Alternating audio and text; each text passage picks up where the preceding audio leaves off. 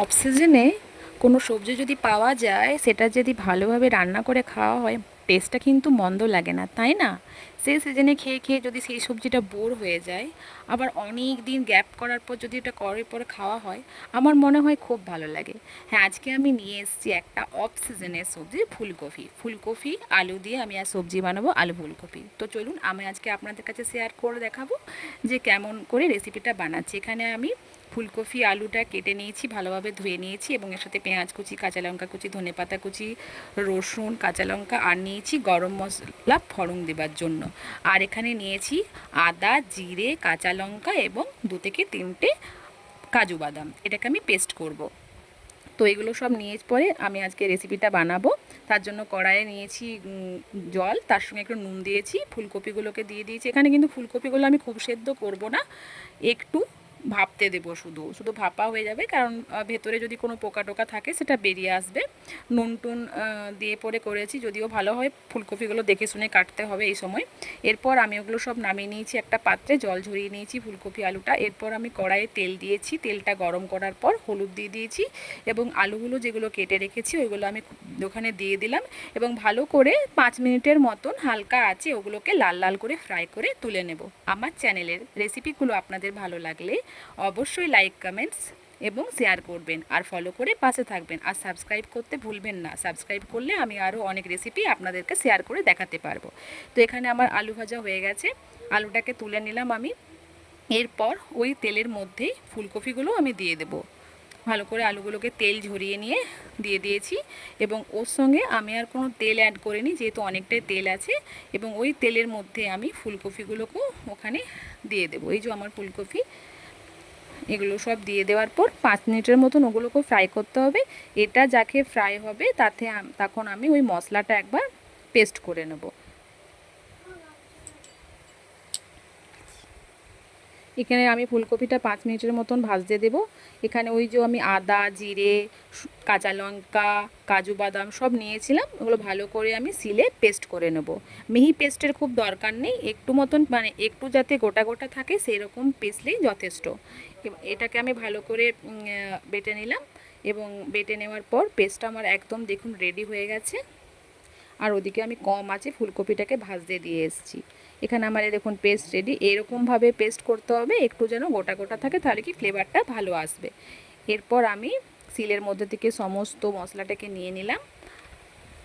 এরপর আমি এসে দেখলাম যে হ্যাঁ, আমার ফুলকপিটা প্রায় প্রায় ভাজা হয়ে গেছে। এবার ওগুলো আমি সব তুলে নেব একটা পাত্রে।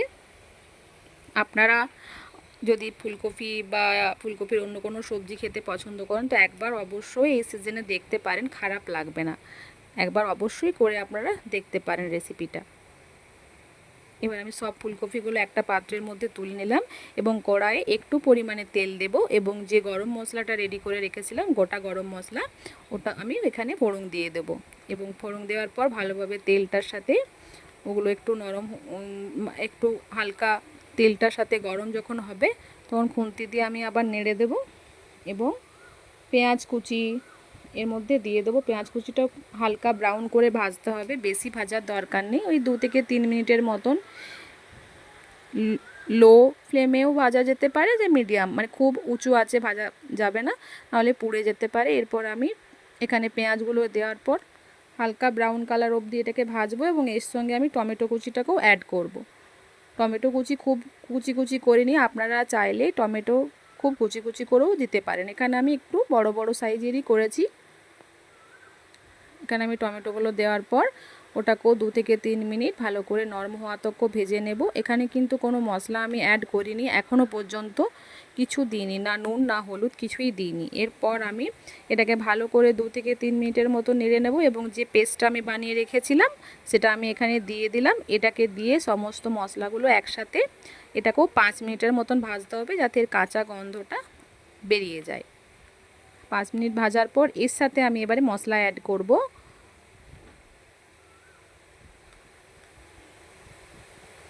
এখানে আমি রসুন যে নিয়েছিলাম ওই 5-7 কোয়া রসুনটাও এখানে বেটে নিয়েছিলাম এবং রসুনটাকেও এর মধ্যে অ্যাড করলাম এবং এগুলো সব আবার একত্র করে নিয়ে ভালো করে এটাকেও ফ্রাই করতে হবে যতক্ষণ না মানে মশলার কাঁচা গন্ধটা বেরিয়ে যায়। একটু শুকনো হয়ে যাচ্ছিলো যাতে না লেগে যায়, তার জন্য আমি এখানে হাফ বাটি জল অ্যাড করেছি। এবার জলটাকে দেওয়ার পর একটুক্ষণ আরও নেড়ে নেব। এরপর আমি সমস্ত মশলা এর মধ্যে অ্যাড করব, যেমন ছোটো চামচের 1 চামচ হলুদ, 1 চামচ লঙ্কা গুঁড়ো, 1.5 চামচের মতন নুন। আপনারা নুনটা পরিমাণ মতো আপনাদের মতো নিয়ে নেবেন।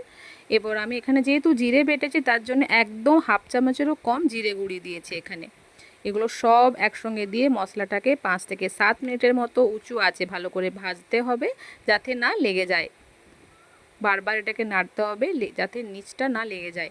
এরপর আমি এর মধ্যে যে ফুলকপি আলুটাকে রেখেছিলাম এর মধ্যে অ্যাড করব। মশলা দেখুন আমার খুব সুন্দর রেডি হয়ে গেছে এবং তেল ছাড়তে শুরু করেছে, কষা কষা হয়ে গেছে। এবার আমি ফুলকপি আলু যেগুলো ভেজে রেখেছিলাম সেগুলো সব অ্যাড করব এবং খুব ভালোভাবে মশলার সাথে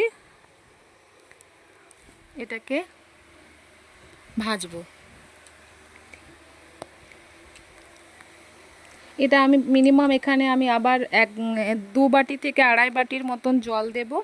জল দেওয়ার পর ওটাকে আমি একটু মিডিয়াম টু হাই আঁচে ঢাকা দিয়ে ভালো করে ফুটতে দেব। যখন দেখব ফুলকপি আর আলু নরম হয়ে গেছে তখন আমি ওটাকে আবার নামিয়ে নেব। তো এখানে আমি আপনারা যেরকম আপনারা খাবেন, আমি এখানে একটু গাঢ় বেশি ঝোল বানাবো না, যেহেতু এই তরকারিটা ভাতের সাথে খাবো। তো ভাত, রুটি, ফ্রাইড রাইস, পোলাও সবার সঙ্গে এই রেসিপিটা চলবে। তো এখানে আমি 2.5 থেকে 3 বাটির মতন জল দিলাম। ওই কাঁচের বাটি যেটাতে আমি মশলা বেটেছিলাম ওটারই মাপ করে দিয়েছি। আপনারা চাইলেন এর থেকে বেশি জল ইউজ করতে পারেন।